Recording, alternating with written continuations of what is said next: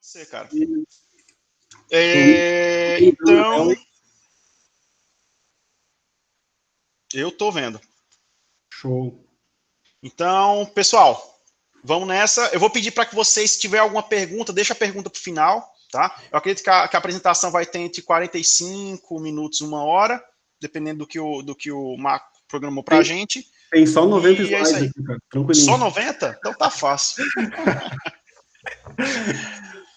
Bacana, cara. Então vamos lá, Marco, é contigo, cara. Beleza? E aí, pessoal, tudo bom? Estava escutando a conversa de todo mundo aí, tentando contribuir um pouco. Faz alguns meses já que eu venho trabalhando na Campiar. Eu vou falar num slide para frente aqui sobre a Campiar, mas então a gente está tendo que desenvolver algumas soluções dentro da empresa e a gente acabou batendo de frente no Quarkus aí durante algumas pesquisas uns meses atrás. E eu gostaria de trazer para vocês um pouco aí sobre esse framework Java, que engloba outras tecnologias aí eu acho que é bem bacana e a gente pode dizer que é é um dos possíveis futuros do Java aí, talvez o framework, talvez que vai ser bastante utilizado no futuro, ainda mais quando a gente pensar em alguma coisa relacionada à cloud. Então vamos lá. Eu pretendo falar aqui com todo mundo hoje sobre dar uma breve explicação quem eu sou, falar um pouquinho sobre a Campiar, o Quarkus, vou falar sobre imagens nativas, vou falar sobre alguns problemas que eu encontrei que são problemas comuns, digamos assim, relacionados ao framework, e eu vou colocar um pouco mais de contexto no final da apresentação. E se tiver uns minutinhos ali, eu vou mostrar para vocês aqui no meu computador uma coisa funcionando, o que é sempre um perigo, né, em apresentação, porque funciona, depois o cara vai na hora, ele passa uma vergonha depois, né? Mas vamos lá, né? Então, quem sou eu, Marco? Então, pessoal, eu sou do Rio Grande do Sul, do Brasil, assim como vocês. Alguns anos atrás, o primeiro curso técnico que eu fiz foi um curso em eletrotécnica, trabalhei um pouco na área. Depois de um tempo, pensei, não quero mais trabalhar com isso, vou trabalhar com informática. Trabalhei com suporte técnico um tempo, fiz esse técnico em informática, depois trabalhei um tempo como fazendo manutenção de computador, esse tipo de coisa. Então, trabalhei um tempo também, eu eu percebi que não era o que eu queria. Fui trabalhar com desenvolvimento de software em 2014, entrei através de um internship, como é que é mesmo? Através de um estágio. Então, quando eu comecei o estágio, eu também comecei a graduação em análise e desenvolvimento de sistemas, peguei o canudo no começo do ano passado, e assim que eu peguei o diploma, já vim para Vancouver, eu e minha esposa, a gente está 1 ano aqui já, mais ou menos. Então, esse sou eu, tá? Então, falar um pouquinho para você sobre a Campiar. Não sei se todo mundo está acostumado com o termo agrotech, mas a Campiar é basicamente uma startup do agronegócio. Então, eu sou um dos sócios da empresa, nós somos 6. 6 sócios diretamente, nós temos sociedade com outras empresas também. Então, basicamente, a gente acredita que o agro é importante para o Brasil e para o mundo, então, eles produzem tudo que a gente come e tem muitos e muitos outros produtos que a gente utiliza também que vem do agronegócio. Então, um dos nossos objetivos é que o agro cresça, não somente em tamanho, mas também seja otimizado, que é importante. Então, a gente pretende apoiar o produtor a encontrar melhores oportunidades de negócio, maximizar resultados, etc. Então, como eu falei para vocês, dentro da Campiar, atualmente, nós somos em 6 sócios. Então, 4 da área de negócio, 4 sócios são desenvolvedores de software e outros 2 sócios, como pessoa física, são pessoas relacionadas à parte de negócio mesmo, do agronegócio. Então, a gente tem alguns problemas corriqueiros dentro do agronegócio, não só no Brasil, mas mundial, que a gente tem muitos intermediários, tem dificuldade de comparar valores, tem um capital ocioso, por exemplo, se tu compra um maquinário pesado, a gente está falando de investimento de milhões, às vezes, e esse investimento de milhões vai ficar parado 10 meses do ano, porque tu utiliza somente 2 meses do ano, né? Então, tem vários problemas que são bem específicos relacionados ao agronegócio. Então, a gente também precisa fornecer aqui um local para compra e venda de produtos neutros. Então, é aí que que a Campiar entra. Mais para frente, eu vou explicar para vocês.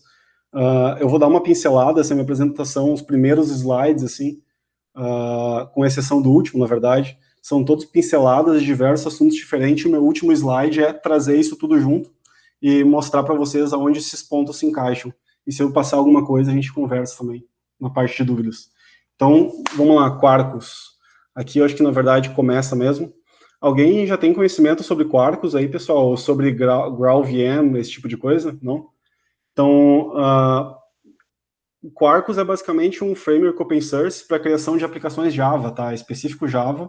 O Quarkus em si é especificamente Java.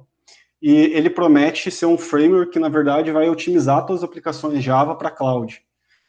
Eles focam também na experiência de desenvolvimento na experiência de desenvolvimento em si, em facilitar algumas coisas para o desenvolvedor. Eles têm um hot reload, por exemplo, que é super eficiente, vou mostrar para vocês depois. É bem bacana, funciona como se estivesse editando, sei lá, a gente estava falando sobre JavaScript, o pessoal que trabalha com JavaScript é bem acostumado. Eu editei o arquivo, dei um F5, tá funcionando, tá atualizado, né? Então, a gente, com Java, a gente consegue isso, mas normalmente tu precisa de bibliotecas adicionais, por exemplo. Então, o Quarkus traz isso nativo nele, que é bem bacana. O Quarkus, ele é basicamente constituído, então, de um core, onde eles têm diversos processos de otimização, e ele também tem, dentro do core dele, tem uma parte de extensões, onde eles fornecem, como posso dizer, um framework para te criar extensões dentro dele. Eles hospedam essas extensões dentro do repositório deles mesmo, então são coisas confiáveis, digamos assim. Atualmente, eu até olhei isso hoje, eles têm disponível 129 extensões, algumas são estáveis e outras nem tanto. Eles têm marcado, eu posso mostrar para vocês depois no site deles, eles têm marcado todas as extensões que eles trabalham, que eles têm disponíveis para ser utilizado com o Quarkus atualmente, e eles têm escrito se a extensão é experimental, se ela está em teste, etc., o que é bacana para a gente poder dar às vezes um feedback para um manager ou para o pessoal da área de negócio para saber se vai ser viável ou não colocar essa aplicação em produção, e se qual o tamanho do risco que a gente corre ou não, né? Então, acho que é bem importante. Então, para quem vem acompanhando também essa parte de especificação Java no mundo mais moderno, digamos assim, a gente tem o Microprofile, que é a especificação para microserviços escritos em Java. Ele tem lá dentro do Microprofile, ele tem especificação para diversas áreas relacionadas a microserviços. Então, entre elas tem saúde de aplicação, tolerância à falha, autenticação com JWT, etc. Então, o Quarkus, ele é totalmente compatível atualmente, se não me engano, até com a versão 3.2 dessa especificação, o que é bem importante para evitar vendor locking, coisas do tipo na atualidade. Então, o Quarkus, continuando falando sobre ele, fazendo uma comparação entre o que o Quarkus, o que a equipe por trás do Quarkus tem de necessidade, qual é o objetivo deles, comparado ao que outros frameworks fazem atualmente, durante um processo de inicialização, por exemplo. Então, durante um processo de inicialização de um framework, pegar aqui Spring, por exemplo, a gente tem bastante... tem um trabalho bem extensivo durante o processo de inicialização, quando tu dá o start da tua aplicação. Então, dependendo se tu adicionar meia dúzia de bibliotecas dentro do Spring, cara, é bem fácil de tu ter uma inicialização de 30, 40 segundos, 1 minuto, 2, às vezes até mais, sabe? Isso acontece porque durante esse período de inicialização tem um trabalho muito grande do framework, analisando classe, analisando configuração, fazendo scanning de classe, de class path, cria objeto, etc, etc, etc. Então, o objetivo aqui, as otimizações que foram identificadas pela equipe aqui, e que eles têm por objetivo, que eles tinham por objetivo, que eles cumpriram até esse momento, estão aperfeiçoando e tal, é mover a maior quantidade de tarefas de inicialização para o processo de build. Então, no momento que a gente inicializar a aplicação, o nosso overhead, o nosso tempo de cold start, ele seria muito reduzido. Esse é o objetivo principal deles. Então, outra coisa que eles visaram também é minimizar bastante essa dependência da aplicação em si coisas que não precisariam estar no teu pacote de produção, por exemplo, tirar isso fora. Com isso, eles eliminam bastante código, acaba diminuindo a quantidade de classes carregadas para a memória da aplicação em si. Então, mais uma coisa importante também, que durante o processo de inicialização, que é bem comum de acontecer, é um uso bem, como eu posso dizer, não é exacerbado, que provavelmente é necessário em muitos casos, mas normalmente um framework ele é construído em cima de reflection, por exemplo. Então, tem muita coisa que durante o processo de inicialização utiliza reflection e acaba deixando esse processo de inicialização mais lento. Então, esse processo de criação, digamos assim, desse nosso jar, dessa nossa aplicação Java otimizada, ela pode ser resumida nesse fluxo, digamos assim, e a gente está no fluxo do lado direito. Eu acredito que vocês estejam vendo da mesma maneira que eu aqui. A gente então tem todos os nossos... Nós temos o jar com as nossas classes dentro, e nós temos também... nós temos a nossa aplicação Java, no caso, e no nosso POM lá do projeto, para quem está utilizando o Maven, por exemplo, a gente tem o nosso plugin do Quarkus instalado lá dentro, com todas as suas dependências, etc. E quando a gente executa o processo de package da aplicação, é executado uma série de tasks, de tarefas lá dentro, que o próprio Quarkus, o pessoal que desenvolveu o core do Quarkus, executado essas tarefas, e então, de output, a gente tem uma aplicação otimizada, digamos assim. Esse jar gerado pelo Quarkus já é otimizado. Então, a partir daqui, vocês podem ver que a gente tem uma bifurcação aqui. Uma delas é JVM e outra delas é GraalVM. Então, nessa parte da JVM, agora que eu estou falando com vocês aqui, é só essa parte da JVM, tá? Próximo slide eu vou falar sobre imagens nativas, a gente entra um pouquinho mais ali. Então, a partir desse momento que eu tenho uma aplicação Quarkus empacotada já, digamos assim, que eu tenho o meu jar gerado pelo plugin, pelo framework Quarkus, eu posso executar numa JVM como se fosse uma outra aplicação qualquer, como se fosse um Spring Boot, por exemplo. Então, a maneira de execução é exatamente a mesma, só que por ter sido otimizado, a gente vai ver mais na frente que tem um ganho de memória e de start time bem grande, tá? Essa é a parte da execução do Quarkus na JVM, e como vocês podem perceber, eu estou só dando uma pincelada, a gente pode aprofundar mais depois. Agora, a partir do momento que tu tem esse jar otimizado, a gente tem esse passo para a direita aqui, que é onde a gente tem o GraalVM e um executável nativo, tá? Então, indo para imagens nativas, o que é uma imagem nativa?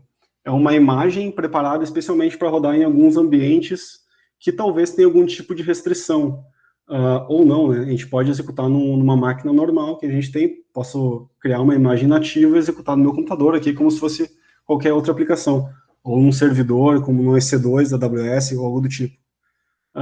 Mas aqui, esse ponto de restrição, vocês vão entender mais na frente também, quando eu falar sobre, que é essa restrição que a gente pode ter, pode ser uma restrição de memória, por exemplo. Às vezes, a gente sabe que o Java ele foi criado há muito tempo atrás, e quando a JVM subia a tua aplicação na JVM, o Java ele abraçava toda a memória que tinha no computador, e era isso, né? Ele, talvez, para te liberar essa memória aí, eu sei que antes até o Java 8, se não me engano, para te liberar essa memória, ou tu tinha que fazer alguma gambiarra ali no meio, ou tu tinha que restartar a aplicação JVM ou coisa do tipo. Tanto que existem tem alguns bugs bem conhecidos sobre criar imagens Docker com Java, por exemplo.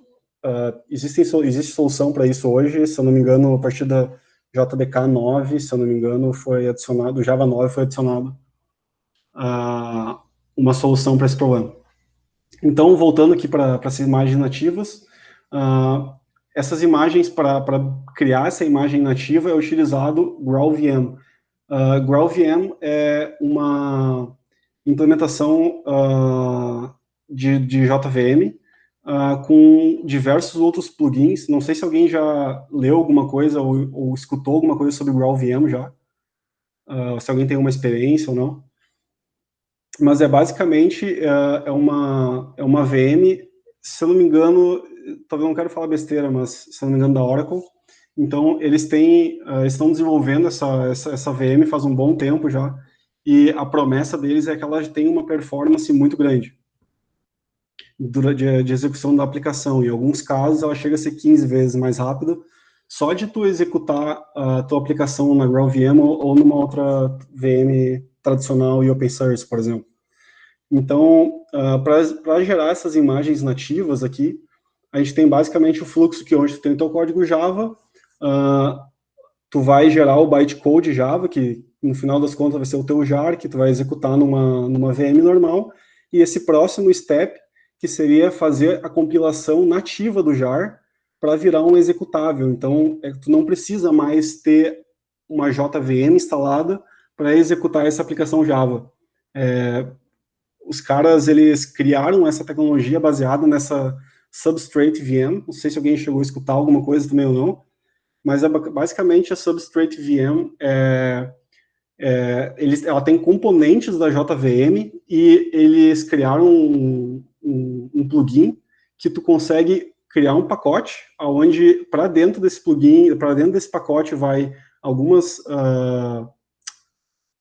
operações, algumas tarefas que a JVM controlava, por exemplo, e também vai ter o código. Então, eles fazem uma série de otimizações nesse step de gerar essa imagem nativa, e eles têm, por trás desse Substrate VM, eles também chamam de GraalVM Native, que basicamente é um framework que possibilita compilação ahead of time. O que significa isso? Que eles fazem uma análise do teu código, uma análise furiosa do teu código ali, e que eles removem muito código não utilizado, e o restante de código que fica, eles otimizam. Como assim eles otimizam, que eles fazem uma análise estática do código? Toda essa parte que eu estava comentando para vocês, que ocorre durante o processo de startup, de start de uma imagem, de uma aplicação Java normal, eles tentam ao máximo, o máximo possível, jogar todo esse trabalho de processamento que teria para dentro do processo de compilação. Então, o momento que a tua aplicação Java, que na verdade depois não vai ser mais Java, vai ser essa aplicação nativa for executada, todo esse processo já aconteceu, tanto ele na verdade ocorre em duas etapas, né? Tanto o processo de otimização do Quarkus, quanto o processo de otimização do plugin de gerar imagens nativas do GraalVM. Então, se a gente quisesse fazer isso na mão, digamos assim, eu tenho uma aplicação Java e eu quero otimizar essa aplicação utilizando o GraalVM, tu conseguiria fazer, mas tu teria um trabalho muito grande de configuração e etc. Então, o Quarkus, ele tem eles criaram todo dentro desse core dele, toda uma estrutura e um monte de tarefas que já criam essa configuração para ti. Então, eles basicamente estão facilitando esse uso da GraalVM gerar imagens nativas. Então, aqui o core do Quarkus, ele ainda não é mágico, ele ajuda em muita coisa. Se tu seguir lá o Getting Started deles, tu vai conseguir gerar uma imagem nativa, se tu seguir exatamente passo a passo, mas tem algumas barreiras, digamos assim, quando tu pretende utilizar algumas bibliotecas de terceiro. É aí que entra a parte de extensões na jogada. Se tu quer, por exemplo, eu quero, por exemplo, usar Spring Data, por exemplo. Tu consegue utilizar o Spring Data, mas antes de executar o Spring Data, tu vai ter que adicionar a extensão do Quarkus que possibilita a execução do Spring Data. Porque tem vários, como eu posso dizer, a própria biblioteca do Spring em si, ele tem as suas próprias dependências, então esse framework essa extensão do Spring Data para o Quarkus, ele acaba entendendo, digamos assim, toda essa estrutura de pacotes que o Spring Data precisa. Então, tem várias, como eu posso explicar? tem várias... o Spring Data faz uso diversas vezes de reflection, por exemplo, ou usa diversos recursos que são carregados dinamicamente, ou às vezes proxy ou algo do tipo, e essa informação precisa ser passada para o Quarkus, porque no momento que ele executar os seus steps lá de compilação, de otimização de código, ele precisa já previamente conhecer aonde que ele precisa atuar para gerar o código a ser colocado dentro do jar, e por vez o código para ser colocado dentro desse executável nativo. Então, Marco, aí... Oi, pode falar. Deixa eu te fazer uma pergunta. No caso, essas extensões seriam como libs lá no Node? E aí você consegue criar uma extensão sua, se você quiser, por exemplo, digamos que eu queira criar uma lib para me conectar com o SAP. Sim, eu tu consigo pode. fazer isso? Consegue. E ainda assim, imagina que tu já tenha essa lib de conexão com o SAP já existe, tá? Imagina que ela já existe. Mas foi só um exemplo, Foi só um Isso, exemplo. isso não, mas eu tô seguindo no exemplo. Imagina que Sim, ela sim, já sim. existe, e ela é Tá, funcional, tá. e ela foi testada, e ela está há muitos anos no mercado, etc. Só que imagina que ela faz uso de reflection muito intenso, ela carrega classes dinamicamente, etc, etc, etc. Uhum. Se tu simplesmente pegar essa lib e adicionar no teu POM, a chance dela funcionar é muito baixa. Certo. Porque o Quarkus, no momento que tu compilar ele para essa imagem nativa, ele vai falar, cara, tu tá querendo fazer alguma coisa, ou tu tá chamando algum método de alguma classe, de alguma coisa, que ela nem existe dentro do meu contexto aqui, entendeu? Entendi. Então, tu precisa, tu precisaria criar uma extensão dessa Ah, tua lib, e dentro do POM lá da tua extensão, tu colocaria essa tua dependência, e tu criaria basicamente seria como se fosse um wrapper com configurações, entende?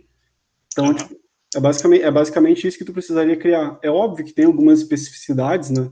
Eu não cheguei a criar nenhuma extensão ainda, porque não foi necessário. Sim. Porque a gente tem utilizado até então o Quarkus, a gente tem usado tudo mais default possível para não ter problema com configuração ou cair em problemas difíceis e serem resolvidos, até porque isso impediria, tipo, desenvolvimento ou atrasaria desenvolvimento de alguma coisa. E também porque a gente não quer cair em alguns steps, digamos assim, alguns corner cases com o Quarkus, porque, cara, vamos lá, ele foi apresentado para o público em março do ano passado. Então, ele é um projeto muito recente ainda, apesar de ter uma comunidade muito forte, ter empresas muito fortes por trás, ele, talvez, a chance de tu pegar um problema e tu não encontrar nada na internet sobre ele, a chance do problema ser real e não ser um erro teu, ela existe, sabe? Sim, sim, sim. Talvez tu não consiga suporte, talvez tu tenha que, a não ser que tu pague, né, pelo É. suporte, provavelmente a chance de tu conseguir, de ter que resolver isso sozinho, digamos assim, é muito grande, sabe? Legal, Então, bacana. a nossa ideia é não cair tão fora do default, digamos assim. Legal. Até porque o default é bem abrangente já. Então, seguindo aqui com imagens nativas, não é nada mágico, tá? Com certeza vai chegar um momento que tu vai precisar de alguma configuração, e eu vou falar sobre um caso depois para vocês. Mais que um, na verdade. Então, esse aqui é basicamente o flow de uma imagem nativa, tá? Então, aqui nesse primeiro step, a gente tem a nossa aplicação normal, que é a nossa aplicação Quarkus ali, que está rodando dentro de uma JVM normal. Tu tá rodando ali com Java menos jar. Então, normal, uma aplicaçãozinha normal, Java. Então, a partir dessa aplicação, tu pode executar, tu executa um comando de compilação nativo. É um comando Maven, na verdade, e dentro do POM ele tem um profile ele tem um profile de compilação nativo e que ele acaba chamando algumas tasks adicionais lá dentro durante o processo de execução. Então, o output disso é um executável que tu pode executar numa máquina Linux. Ele, na verdade, tu pode passar como argumento ali, como parâmetro de execução. Tu tem duas opções. Ou Docker, que é o nativo, que na verdade é Linux, né? Se tu executar como Docker ali, tu vai conseguir executar no Linux normal. E o outro padrão é A outra opção é Podman. Acredito que seja para trabalhar com Kubernetes diretamente, mas eu não posso dizer porque eu não tenho, não cheguei a executar nada em Kubernetes ainda. Pessoal, tá todo mundo me escutando que deu uma travada para mim aqui?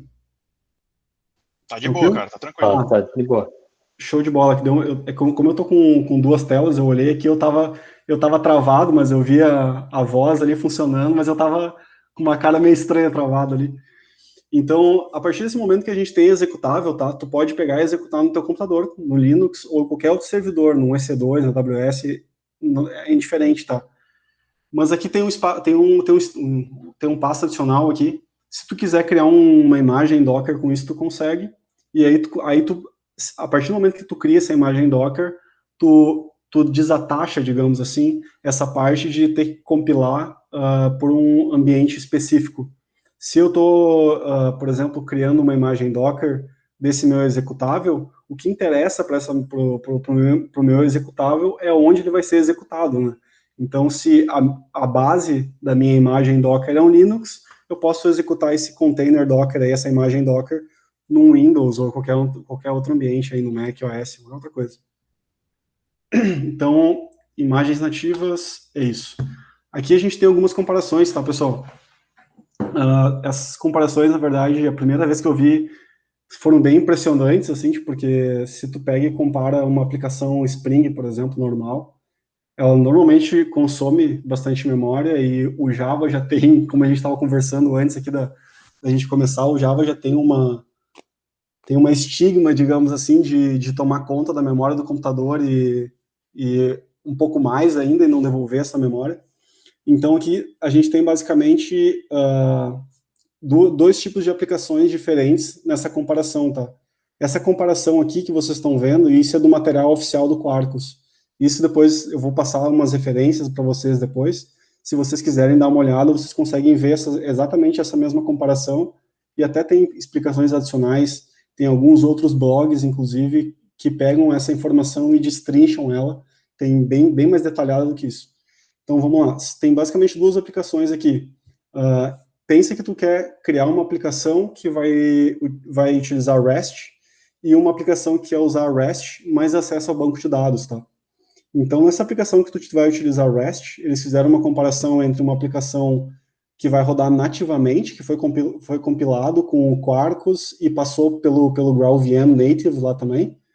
Aí tem uma aplicação Quarkus que está rodando na JVM e tu tem uma aplicação tradicional que eles não especificam aqui, mas eu já vi algumas palestras, então, do pessoal que desenvolveu, que trabalha no desenvolvimento, eles sempre citam o Spring. Então, acredito que essa outra aplicação tradicional que eles estão se referindo aqui acaba sendo uma aplicação Spring, tá? Então, eles estão analisando aqui, basicamente, duas coisas. Memória utilizada pela aplicação e tempo de resposta mais, o tempo de primeira resposta mais o tempo de start da aplicação, tá? Então, se a gente pegar só essa aplicação REST, por exemplo, executando com uma imagem nativa, cara, essa imagem, ela, pelas informações deles, ela utiliza somente 12 megabytes de memória. É pouquíssimo, se tu pegar e comparar com uma outra aplicação tradicional. Agora, se tu estiver executando o Quarkus dentro da JVM, que ele passou pelo primeiro processo de otimização somente, ele vai consumir 73 megabytes, e comparando uma outra aplicação tradicional, digamos assim, a aplicação tradicional consumiria, em média, 136 MB, tá? Agora, quando a gente vai para uma aplicação REST mais acesso a banco de dados, ali, executando um CRUD, algo do tipo, a gente vê que essa quantidade de memória utilizada, ela cresce, até porque é natural, porque provavelmente tu vai usar aqui algum ORM, por exemplo, por baixo dos panos aqui, tu vai usar um Hibernate, ou tu vai usar alguma outra coisa, que durante o teu processo de inicialização vai ter que carregar mais alguma coisa, ou vai ser colocado em memória mais algumas classes adicionais, digamos assim. Enfim, dá para ver também aqui a diferença, uma diferença bem grande de quantidade de memória utilizada. O que chama bastante atenção também é, cara, inicializar uma aplicação dessas é quase instantâneo. Para alguns ambientes, essa inicialização quase instantânea é muito boa. o melhor exemplo disso é porque tu paga por memória e por tempo utilizado hoje em dia, digamos assim, na cloud, né? Se tu vai pegar, por exemplo, um Lambda da AWS, tu paga um X a cada 100 milissegundos de execução. Então, quanto mais tu conseguir, na verdade, reduzir esse uso de memória e tempo, melhor para ti, né? Melhor para o teu bolso, na verdade, para a tua empresa, e tu vai conseguir poupar dinheiro de algum lugar aí. Então, mas isso aqui, como eu falei para vocês, são somente duas informações distintas, memória e tempo de inicialização, tá? Nem tudo são flores, e agora nem tudo são flores está aqui. Uma das verdades aqui, tá? Em relação a imagens nativas comparadas a imagens que rodam numa JVM, num projeto Quarkus rodando numa JVM tradicional, tá? As imagens nativas, elas podem performar até 20% menos. Mais ou menos o que isso significa, tá? Imagina que eu tenho duas aplicações e eu tenho o mesmo método nas duas aplicações e eu vou fazer uma chamada para esse método numa aplicação e fazer uma outra chamada para esse método nessa outra aplicação.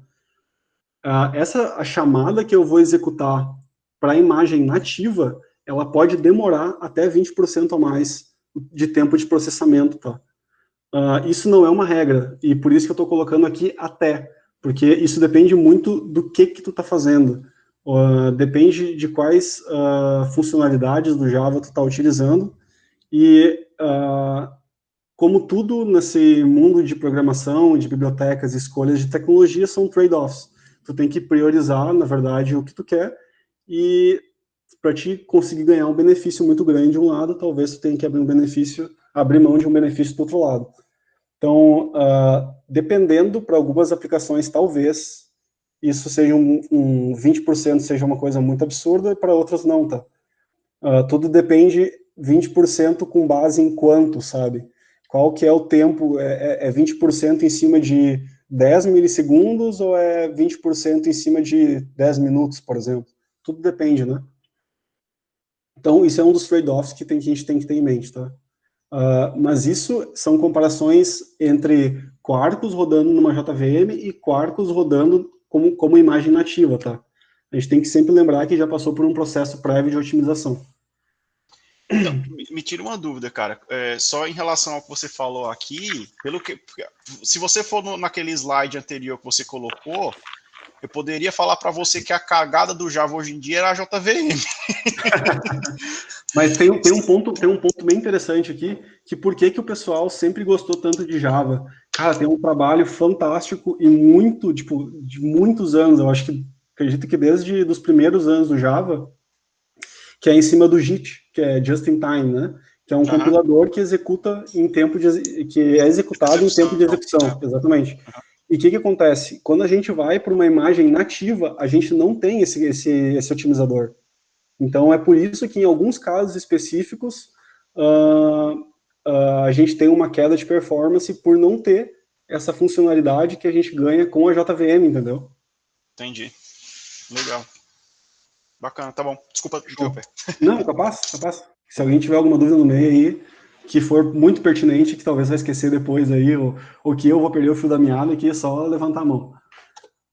Então, como eu falei aqui de um problema, né, dessa parte dessa verdade, com 20% a menos de performance aqui, em determinados casos, melhor, até 20% de perda de performance em alguns casos, eu gostaria de falar um pouco sobre problemas que eu encontrei até então. E, cara, problema parece que está meio desfocado aqui, o problemas aí tá no lugar errado, mas é que os problemas começam assim, pequenininhos, aí eles crescem e eles tomam conta, e às vezes saem fora do escopo, eles crescem demais às vezes, essa é a real. Então, vamos lá. Tenho 3 exemplos aqui, tá? De coisas que podem acontecer com uma pessoa que está utilizando Quarkus hoje em dia, tá? Isso aqui são problemas meio clássicos do Quarkus e acredito que a partir da primeira imagem nativa que tu gerar, tu vai lidar com esses problemas, tá?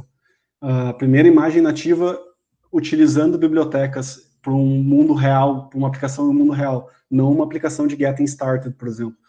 Aqui, o primeiro dos problemas é que, apesar de existirem 129 extensões publicadas no dia de hoje, nem todas essas ferramentas e bibliotecas vinculadas a essas extensões são integralmente confiáveis.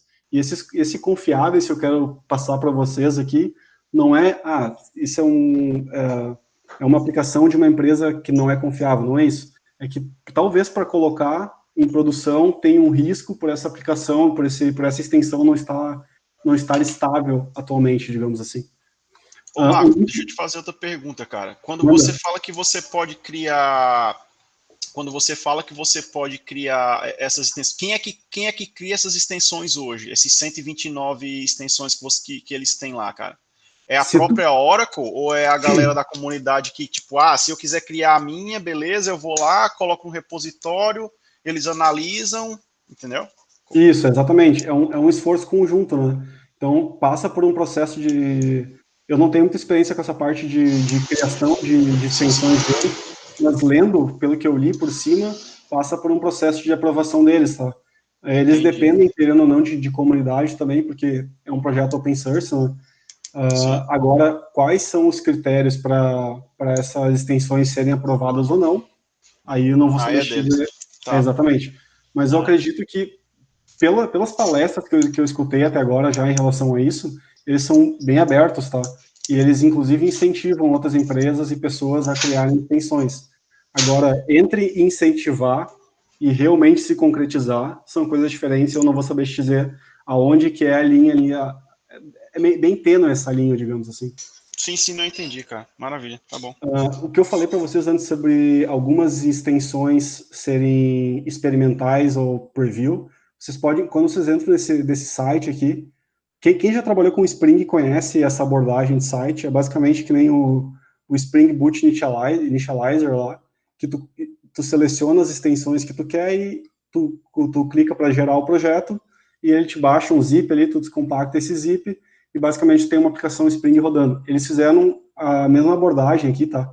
Pode colocar essas informações, etc., e tu pode fazer o download do zip. Tem algumas extensões aqui que são experimentais, tá vendo? Se a gente pegar aqui Spring, a gente tem algumas extensões do Spring, que eu comentei sobre Spring Data JPA antes. Para quem gosta de trabalhar com Spring Data ou tem muito conhecimento de Spring, ele vai estar disponível também. Então, eu diria que não é um concorrente, o Quarkus não é diretamente um concorrente do Spring, mas eles estão habilitando um nível diferente, digamos assim. Eles estão proporcionando se tu integrar o Spring com o Quarkus, eles estão proporcionando uma performance diferente. Então, voltando aqui para a apresentação. Quando você fala uma performance diferente, é melhor ou pior? Cara, é melhor, tá? Pelo que o pessoal fala. Porque, vamos lá, tem essa diferença que eu comentei de imagem nativa e Quarkus, mas tem um trabalho muito grande de otimização das aplicações que só foram transformadas em Quarkus, digamos assim, entende? Tá. Então, essa parte de perda de performance que eu comentei antes é relacionado do Quarkus para a imagem nativa a partir do Quarkus. Mas é basicamente relacionado a essa parte da JVM não ter o Just-in-Time Compiler lá. Entendi. Então, outro problema aqui, outro ponto interessante, alguns erros não são tão óbvios, tá? Por exemplo, outro dia eu estava desenvolvendo uma aplicação que a gente tem na Campiar, e aí eu posso mostrar para vocês depois como é desenvolvido. E eu estava desenvolvendo a aplicação e, cara, é interessante porque a gente está executando nossa aplicação Quarkus dentro de um Lambda da AWS, tá? E aí, a execução, o desenvolvimento local, no meu computador como desenvolvedor, é como se eu estivesse desenvolvendo uma aplicação REST, tá? Então, uma aplicação REST qualquer. Por que eu digo como se eu estivesse desenvolvendo uma aplicação REST qualquer? Porque no momento que essa aplicação ela é compilada e gerado o executável nativo dela, ou até mesmo o jar, eu adicionei um plugin, eu adicionei uma extensão que é uma extensão do AWS Lambda. Então, toda aquela, não sei se alguém de vocês tem experiência com a AWS Lambda, mas, na verdade, o Lambda, ele não recebe um request, ele recebe um evento, e esse evento normalmente é um JavaScript, é um JSON, desculpa. E, então, ele tem toda essa parte de criar, de pegar essa minha aplicação, que é um REST, empacotar ela e fazer essa tradução, digamos assim, do evento que um API Gateway entrega para o AWS Lambda e executa como se... E para quem está do lado de fora, chamando, é como se estivesse executando uma aplicação REST dentro do AWS Lambda. Então, o que acontece? Quando eu estava desenvolvendo no meu computador, eu estava testando através do Postman ali, eu estava executando os requests e eu estava recebendo a resposta normal. Só que quando eu compilava essa imagem e transformava ela num binário, num código nativo, e eu executava ela lá no Lambda, a resposta que eu estava recebendo era diferente da resposta que eu estava recebendo quando eu executava no meu computador. Então eu estava caindo basicamente naquele problema de falar no meu computador funciona, sabe? Que o desenvolvedor fala bastante pro testador, pro analista, ou pro cliente. Então, no meu computador funciona. E realmente funcionava no meu computador. Então, eu fui atrás de que poderia ser esse problema, e é basicamente porque a imagem nativa, não é que eles não usam Reflection, mas se eu quiser utilizar Reflection lá, eu tenho que explicitar, eu vou utilizar Reflection aqui. Então, é um problema bem comum, se pesquisar na documentação, essa informação até está dentro da documentação deles. Então, depois de apanhar um pouco, digamos assim, um dia ali para esse bug, que até então é desconhecido para mim, foi muito fácil de resolver. Na verdade, foi só adicionar uma anotação na classe que eu recebia de resposta e passou a funcionar magicamente. Então, deixa eu te fazer outra pergunta, cara. Manda. Quando você tem esse tipo de problema, como é a comunidade eu sei que a comunidade Java é bem forte, né? Sim. E, tipo, você consegue encontrar, tipo, pessoas que tiveram o mesmo problema que você facilmente ou não? Cara, para todos os problemas que eu tive até agora, sim, tá? Legal. Porque eu estou trabalhando com Quarkus, a gente não tem uma experiência de ano com Quarkus, a gente tem experiência de 3 meses com Quarkus. Sim. Então, se eu passei por problemas até agora, são problemas, digamos assim, dentro do mundo default de uso do Quarkus. Então, eu não saí para nada extravagante, digamos assim, até agora, que foge muito da curva, sabe? Um ponto muito fora da curva. Então, todos os problemas que eu passei até agora, acredito que boa parte das pessoas passariam trabalhando com Quarkus e gerando uma imagem nativa nas primeiras semanas, nos primeiros dias. Então, acho que por isso que até essa conversa que a gente está tendo é importante, para se algum de vocês for tentar, vocês, o Marco falou sobre isso, é coisa simples de resolver, eu vou pesquisar Quarkus, Reflection, determinada coisa, sabe? A chance de tu achar essa resposta bem rápido, e na própria documentação do pessoal do Quarkus é muito grande. Tu perguntou sobre comunidade, né, cara? Eu sei que falar sobre estrelas no GitHub, etc., não é tão relevante, mas a gente tem aqui pessoas que estão pelo menos monitorando esse repositório aqui, 5.000 e poucas estrelas, a gente tem quase 1.000 forks aí, e tem issue pra caramba, né, meu? Mas é um projeto grande, né? Mas é um projeto grande, né? Então, eu vou passar um paninho aí, tá? Passa o pano, Vou beleza. passar um pano aqui, tá? Mas se a gente pegar aqui, temos, sei lá, quase 3.400 issues fechados aqui também, então. Então, para um ano de open source, acredito que 1 ano e 3 meses, com 3.000 e poucas issues fechadas aqui, parece bem interessante, tá? Acho que o pessoal está trabalhando bastante nessa jogada aí. Bacana. Voltando aqui, cara, rapidamente. O próximo problema que eu passei aqui, cara, com o Quarkus, foi relacionado também, a gente estava falando sobre adicionar coisas que não existem dentro do mundo Quarkus ainda, tá? Eu queria adicionar a biblioteca da AWS, tá? Porque a gente está trabalhando com a AWS Cognito. Não sei se alguém de vocês conhece o Cognito.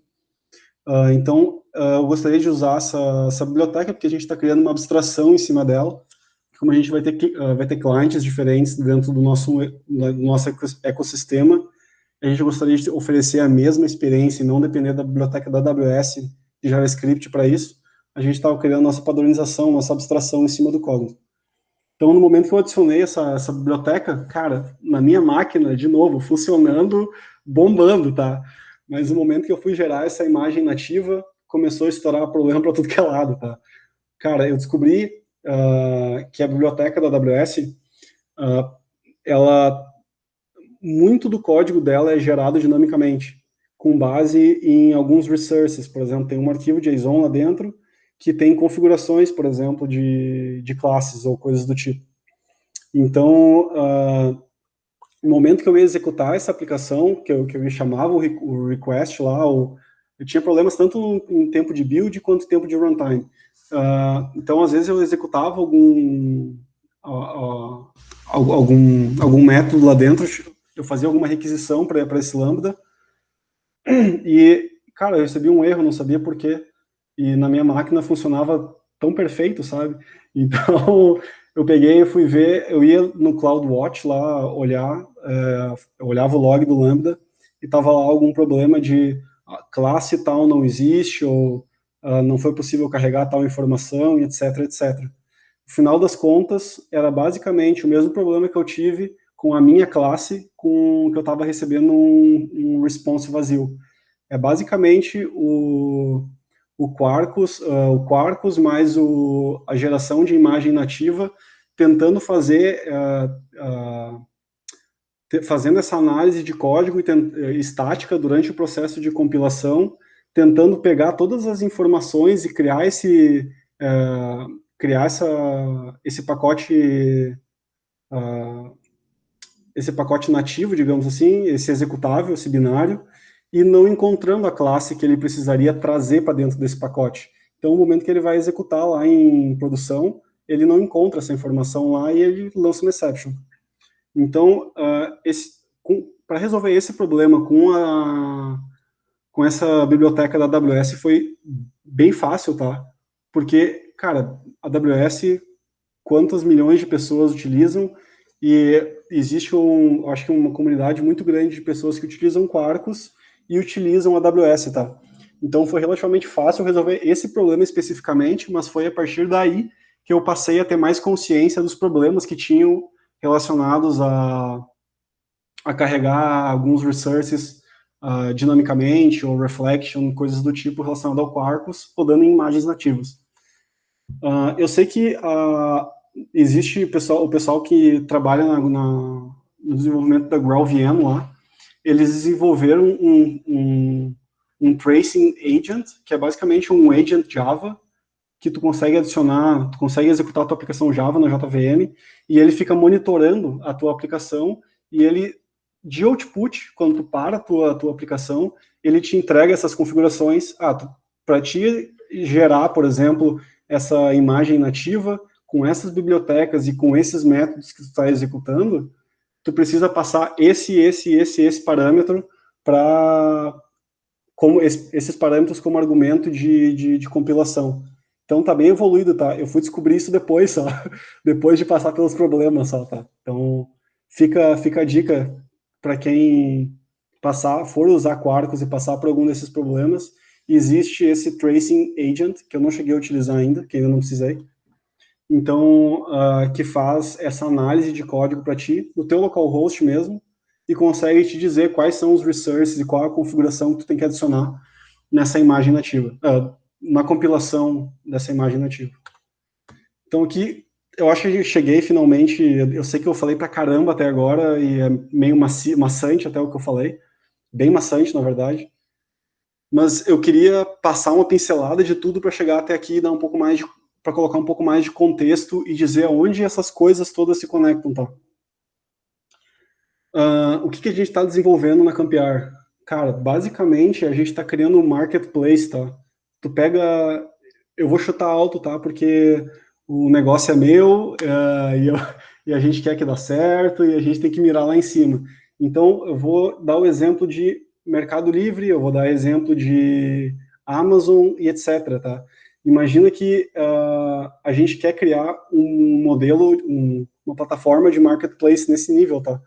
Então, eu sei que a gente precisaria de muitos anos desenvolvendo para chegar nesse nível deles, mas tudo que a gente conseguir fazer agora e adiantar e usar a tecnologia para conseguir acelerar esse desenvolvimento, a gente vai. Então, aqui, a gente está desenvolvendo uma plataforma de marketplace e, além disso, a gente está desenvolvendo diversos serviços que vão conectar com esse marketplace, tá? Como plataforma base de marketplace, a gente está usando Magento. Se não me engano, foi o Rodrigo que comentou que trabalha com PHP. Eu trabalho com WordPress, WooCommerce, que é um concorrente do Magento. Bacana. Então, eu não conheço PHP, tá? Mas eu criei uma imagem Docker com Magento e a gente executa na AWS essa imagem. Então, se eu tiver que resolver problemas lá profundamente com PHP, eu vou, dentro do Magento, provavelmente eu vou dar uma sofrida inicial com PHP primeiro aí, antes de resolver os problemas com o Magento em si. Então, a gente está usando bastante o Magento e os plugins dele, uma comunidade gigantesca de plugin. Então, a gente tenta utilizar a maior quantidade de ferramentas, aplicações, como eu comentei, para acelerar esse desenvolvimento. Agora, quando a gente fala sobre, voltando para a parte do Quarkus, né, e essa parte de contexto, aonde que eu executo essa minha aplicação? Cara, a gente tenta manter o custo bem baixo, e para manter o custo baixo, a gente tenta usar algumas coisas que só nos cobram por uso, tá? Uma dessas coisas é o quê? É o API Gateway e o AWS Lambda. Então, a gente só, como diria o... Não vou fazer essa piada, eu ia fazer uma piada do pai do Cris lá, do Todo Mundo Odeia o Cris. Se a gente não compra, a gente te gasta menos. Mas enfim, se eu não tiver nenhum usuário da minha aplicação aqui, eu não vou estar pagando nada, pelo menos para essa parte da minha aplicação. Obviamente que a gente tem custo com banco de dados, tem custo talvez com Redis ou com algum outro serviço que está rodando aí, mas a ideia é baixar custo sempre, né?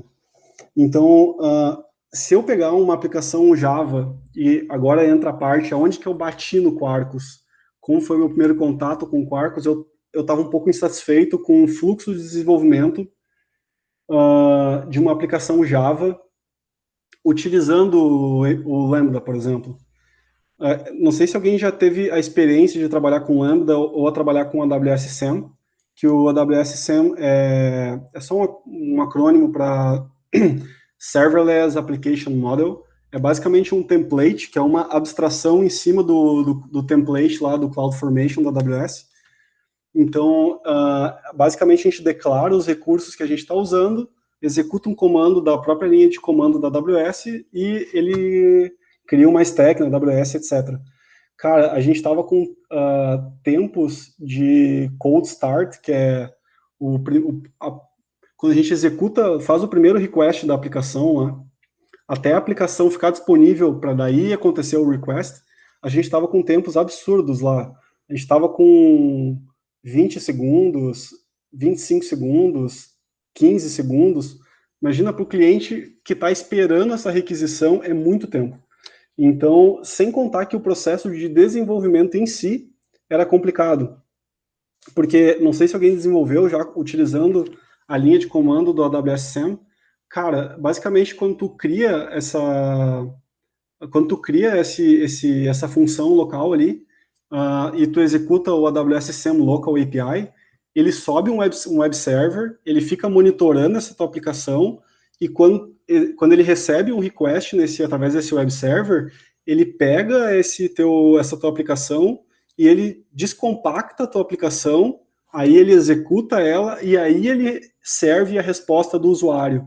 Então, imagina que agora eu tenho que fazer uma alteração no meu código e eu tô aqui, eu tô querendo desenvolver, eu tô querendo produzir e tem esse overhead todo de 10, 15 segundos a cada alteração. Na minha opinião, é bem chato, assim, sabe? Quando tu tá desenvolvendo e alterando detalhezinhos da aplicação.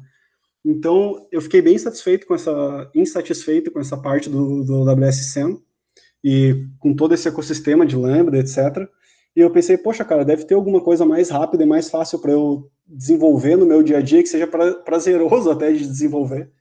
Então, eu acabei topando aí com o Quarkus e eu olhei com uma cara meio torta primeiro, mais um framework tá querendo resolver um problema que eu não tinha até semana passada, né, cara?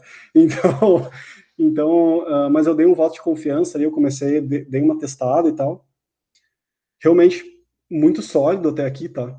Então, foi aí que eu descobri que eu poderia desenvolver localmente, como se fosse uma aplicação REST qualquer, que eu tenho um hot reload instantâneo, ou semi-instantâneo, que tem um tempo absurdamente baixo de reload, e que quando eu mandasse esse código para a AWS, eu teria exatamente o mesmo ambiente que eu teria como se eu estivesse criando uma função Lambda na mão. Então, basicamente, a nossa estrutura, digamos assim, atual, eu tenho um API Gateway e eu tenho um AWS Lambda, e era isso. Então, o meu API Gateway, ele funciona somente como um proxy para o meu Lambda. E dentro do meu Lambda, eu tenho toda a minha aplicação, digamos assim. Aqui entra uma parte interessante, porque às vezes a gente pensa em uma função, é literalmente uma função, né? Eu tenho um método lá dentro que resolve o problema específico, e era isso. Então, eu acho que pesquisando nos últimos meses sobre essa estrutura, esse mundo serverless e tal, a gente tem diversas maneiras de fazer e tem muito marketing em volta disso ainda. Se tu sair pesquisando sobre como desenvolver uma aplicação serverless hoje em dia, cara, eu vou acabar caindo em algum momento no site que é do concorrente da AWS, e esse pessoal vai sentar o pau na estrutura da AWS, e eu só vou perceber no final do texto que eles são tipo, concorrentes e eles estão me oferecendo o produto deles. Então, como que eu vou confiar, sabe? Então, sem contar essa parte, tem ainda, acho que acredito que uns 3, 4 anos atrás, quando começou toda essa parte de eu não quero mais gerenciar o meu monolito, eu quero criar microserviços, aí um tempo depois surgiu essa parte de eu quero criar funções, eu quero fazer o deploy das minhas funções dependentes, porque eu vou ter um controle maior, eu não vou parar toda a minha aplicação por causa de uma função problemática, etc. Mas, como eu estava comentando antes, tudo tem um trade-off, sabe? Tem os pontos positivos e tem os pontos negativos. Eu sempre gosto de colocar contexto nas coisas que eu estou trabalhando. Então, se eu vou trabalhar, por exemplo, com Lambda, imagina que eu tenho uma aplicação, eu tenho um microserviço, digamos assim, que lida exclusivamente com o cliente, tá? E aí eu vou fazer uma alteração nessa regra de cliente. E, por algum motivo, essa alteração nessa regra, ela atrapalharia, digamos assim, uma validação de outro endpoint. Então, eu estou executando essa minha função, que deveria ter o seu contexto isolado, digamos assim, das outras funções todas, mas quando eu gero essa versão dela, ela passa a quebrar em outro lugar. Então, como eu me sinto confortável atualmente, isso é a minha experiência, tá, pessoal? Acredito que talvez vocês tenham experiências diferentes, mas como eu me sinto confortável trabalhando atualmente, eu gosto de, se eu estiver trabalhando com o contexto de uma aplicação de gerenciamento de usuários, e eu gostaria de poder, dentro do mesmo projeto, ver essas informações e todas as regras envolvidas ao usuário, ao contexto de usuário, ao domínio de usuário, né? Então, trabalhando com a AWS Lambda, com API Gateway e com o Quarkus, eu consegui chegar, digamos assim, nesse mundo onde eu estou utilizando uma tecnologia que eu pago somente por uso, pelo uso do cliente, e que eu ainda consigo colocar contexto dentro dos métodos que eu estou executando, dentro das minhas funções Lambda lá. Aí a gente tem pessoas que tem pontos positivos e negativos, né? Mas atualmente, eu tenho, por exemplo, uma stack, cada microserviço, digamos assim, que eu faço deploy dentro do Lambda, é como se fosse uma stack separada mesmo.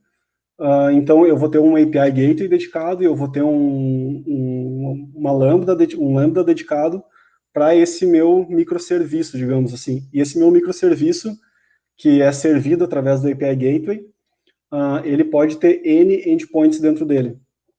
Então, essa experiência que eu tive até então com o Quarkus e com a AWS em geral, e com essa parte de execução de funções lá dentro. Então, para mim e para as outras pessoas que trabalham na Campiara até agora, esse é o meio termo balanceado que a gente conseguiu encontrar até o presente momento, sabe? Sobre trabalhar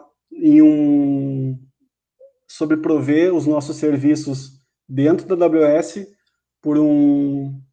em um ambiente que a gente só paga pela execução, pelo consumo real do nosso serviço, e ainda assim facilitar o lado de desenvolvimento, que é colocar contexto dentro das aplicações que a gente está desenvolvendo e não ter um monte de funções espalhadas por aí, digamos assim, que a gente não sabe quem é o dono daquela função e etc. Então, pessoal, eu sei que eu falei pra caramba, quase sem parar aí 1 hora. Deu 1 hora mesmo, agora olhando o relógio aqui. Eu acho que fica aberto para dúvidas. Se vocês quiserem, eu posso demonstrar aqui o quão rápido é essa parte de startup do Quarkus em si. Eu tenho uma imagem nativa que eu deixei pronta já, porque esse processo demora de 10 a 15 minutos, dependendo da configuração da máquina, etc. Então, eu posso mostrar para vocês e pode ficar aberto para dúvidas e a gente vai conversando também nesse meio tempo aqui. Não sei o que vocês acham. Bacana, Marcos, eu acho legal. Eu tenho algumas dúvidas aqui que eu anotei, não queria muito atrapalhar, já atrapalhou. Não, vamos ver se eu vou saber responder isso aí, né? Cara, eu queria saber, você falou há pouco agora sobre o motivo pelo qual vocês utilizaram Quarkus um pouco, né? Eu queria saber como é que foi essa decisão aí. Se foi você que tomou essa decisão sozinho ou o teu time? E o porquê também? Tá. Basicamente, teve um dia que eu estava desenvolvendo, a gente estava começando a gente já tinha decidido que a gente usar funções, a gente usar o AWS Lambda, por exemplo, e usar o ecossistema da AWS. Certo. Uhum. E aí, eu fui criar a primeira aplicação, que é essa integração com a AWS Cognito, né? Eu comecei a desenvolver e poxa, cara, eu tô muito travado, não consigo debugar minha aplicação. Eu consigo, mas, tipo, cada vez que eu executava um request, eu tinha que ir lá e atachar o debugger do Eclipse, por exemplo. Então, aquela execução morreu, eu alterei um código e eu tenho que executar o request de novo, daí eu tenho que ir no Eclipse, eu tenho que atachar de novo esse debugger. E, cara, foi bem frustrante os primeiros dias, digamos assim. E aí eu pensei, poxa, deve ter alguma alternativa para isso, né, cara? A gente está em 2020 aí, né, meio do ano 2020, deve ter alguma alternativa. Então eu comecei a sair procurando. Eu acabei caindo, não sei se alguém conhece aquela plataforma chamada Serverless. No mundo JavaScript ela é bem famosa. Eu sei que, por enquanto, eu posso estar errado, mas até uns meses atrás eles suportavam somente JavaScript. Então, hoje em dia, não sei se estão suportando algumas outras coisas também, como Java ou alguma... Eu sei que eles queriam fazer isso em algum momento, porque eu cheguei a olhar algumas issues deles. Durante esse meu processo de ficar inconformado, aí eu pesquisei também sobre... Entrei dentro da... Se tu pegar esse CLI da AWS, ou AWS SAM, ele é open source, tá? Tu consegue ir lá no GitHub deles e olhar o código deles, etc. E, cara, eu tava realmente encasquetado e pensando, eu devo estar fazendo alguma coisa de errado, porque não pode ser tão difícil assim, tão custoso, sabe? No final das contas, eu descobri que não, tá? Tem issues abertas relacionado a esse problema que eu tava passando. Então, eu pensei, vou ter que sair um pouco fora do tal, pensar um pouco fora da caixa, digamos assim, vou tentar procurar alguma coisa que resolva esse problema de maneira mais abrangente, né? Então, foi quando eu comecei a pesquisar sobre serverless, etc. E eu acabei caindo no Quarkus um dia. Foi meio que coincidência, assim. Eu não posso dizer que foi uma coincidência total, porque eu realmente estava pesquisando. Mas foi um acaso ter encontrado o Quarkus ao invés de alguma outra aplicação que resolva esse problema também, sabe? Cara, esses dias eu tava conversando com um amigo meu e justamente ele também fez uma apresentação sobre Quarkus, né? Aí ele falou a mesma coisa, tipo, acho que o Java tava devendo muito para essa parte de serverless, entendeu? E aí foi uma resposta da comunidade para justamente ter alguma coisa nisso daí. Eu queria te fazer outra pergunta, que é em relação a qual a versão do Java que você está utilizando. É o Java 14 já ou não? Cara, até uns meses atrás, o Quarkus estava suportando somente o Java 8, tá? Então, só Java 8, tá? Alguns meses atrás. Então, agora eu sei que eles estão com suporte oficial para essa versão LTS do Java, que é a 11. Eu não sei exatamente qual que vai ser a próxima LTS, não sei se é a 15 ou alguma coisa do tipo. A mais recente agora que eles lançaram ultimamente foi a 14, não foi? Pelo que eu vi. Pode ser. Não vou saber te dizer. Eu acho que, se eu não me engano, a 15 vai ser LTS, tá? Então, eles estão suportando atualmente Java 8 e Java 11, tá? De forma completamente integrada. Tu falou sobre decisão, né, cara? Um ponto legal da Campiar é que nós somos 4 desenvolvedores, então somente um dos desenvolvedores que não tem muita experiência com back-end, então os outros 3 desenvolvedores, me incluindo, a gente tem uma vivência de back-end, front-end, obviamente um front-end feio, né? Mas a gente consegue desenvolver. Então, a gente tem essa vivência de back-end e front-end. Nós temos mais facilidade com back-end, mas ainda assim a gente consegue se virar um pouco no front-end. Então, basicamente, a gente tem algumas frentes dentro da Campiar, e eu basicamente agora estou responsável por essa frente de back-end relacionada a Java, Quarkus e o Magento, tá? Então, essa parte de fazer deploy de Magento, adicionar novos plugins, essas integrações do Magento, eu estou fazendo. Então, essa parte de back-end Java, eu também estou... Essa parte de back-end Java, na verdade, eu e mais um colega, a gente está bastante focado. Então, quando a gente chegou, eu basicamente conversei com uma pessoa dentro da Campiar, eu expus todos os meus problemas em relação ao fluxo de desenvolvimento default, digamos assim, com Java, e eu falei para esse meu colega que eu ia procurar alguma solução, acabei encontrando essa solução, a gente fez diversos testes e tal, fez umas provas de conceito, e a gente falou assim, não temos nada a perder. Então foi aí que a gente passou a adotar o Quarkus, até porque o projeto, ele está com uns 9 meses, mais ou menos, que a gente começou a pesquisar tecnologia e colocar a mão na massa, digamos assim. Então está tudo muito recente. A gente consegue mudar muita coisa ainda e tem muita flexibilidade para experimentar a tecnologia, já que a gente não está no mercado ainda, né? A gente tem uma expectativa de meio de agosto para entrar no mercado. Então tem muito trabalho nos próximos dias aí. E o Quarkus, ele deu uma boa de uma acelerada. Então só foi esse o ponto adicional de decisão aí. Legal, bacana. Pessoal, alguém mais tem alguma pergunta? Quer adicionar alguma coisa?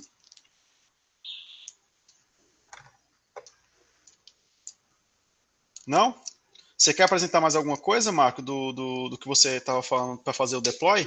Cara, pode ser, amor. É bem rápido, tá? É bem rápido mesmo. Vocês querem ver essa parte do deploy, pessoal? Eu estou interessado. Pode mostrar aí. Vamos lá. Pessoal, eu peguei e clonei o projeto de Getting Started deles, tá? E eu basicamente só segui o fluxo default deles e gerei uma imagem nativa. Eles têm alguns pré-requisitos. Um dos pré-requisitos é instalar essa GraalVM. Então, eu executei todos esses steps já antes dessa apresentação, só para chegar aqui e mostrar para vocês o produto final. Quanto tempo você levou? Oi? Quanto tempo você levou?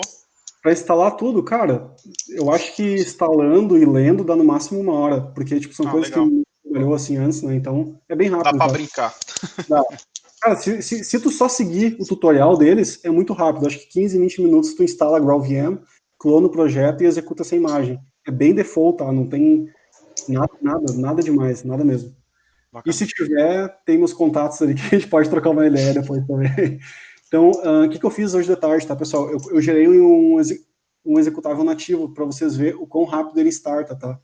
Eu espero que ele starte rápido, porque eu vi diversas apresentações aí do pessoal na hora da execução, o tempo de start ali ficar em 5 segundos, 10 segundos, e os caras prometem menos de, sei lá, 15 milissegundos, né? Então, eu vou apertar Enter aqui e cruzei os dedos.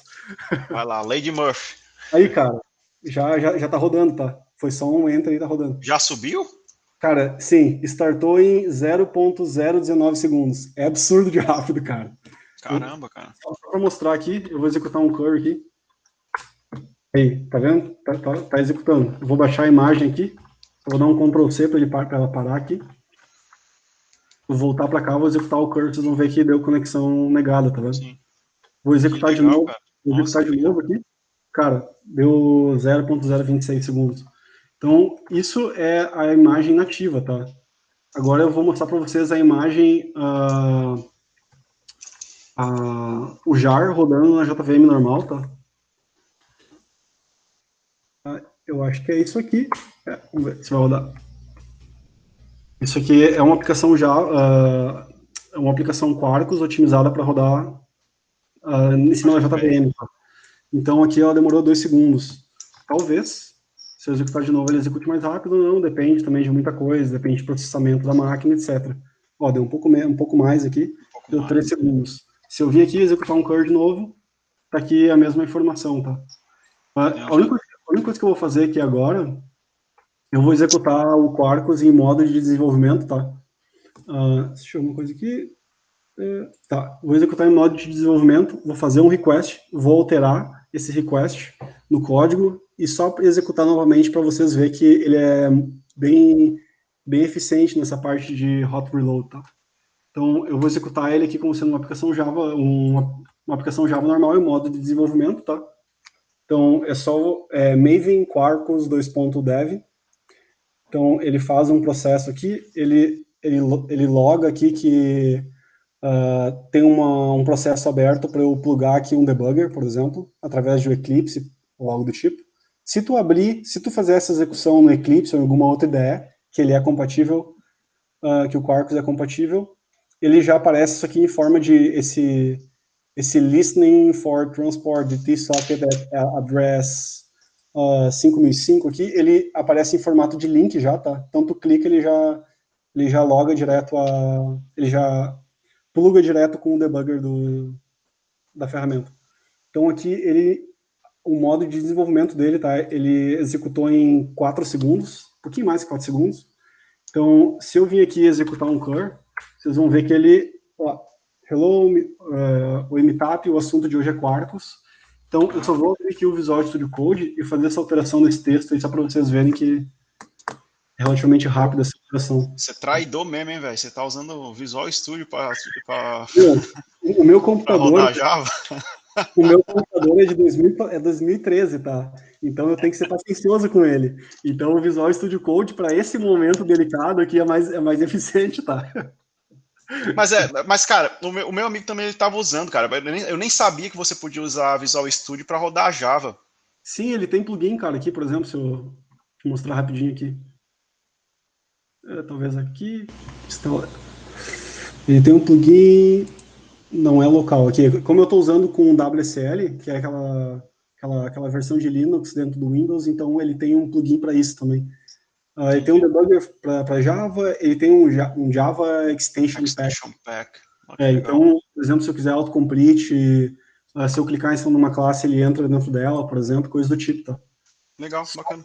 Só voltando aqui rapidinho, eu só vou comentar essa linha e descomentar essa outra, salvar, voltar aqui pro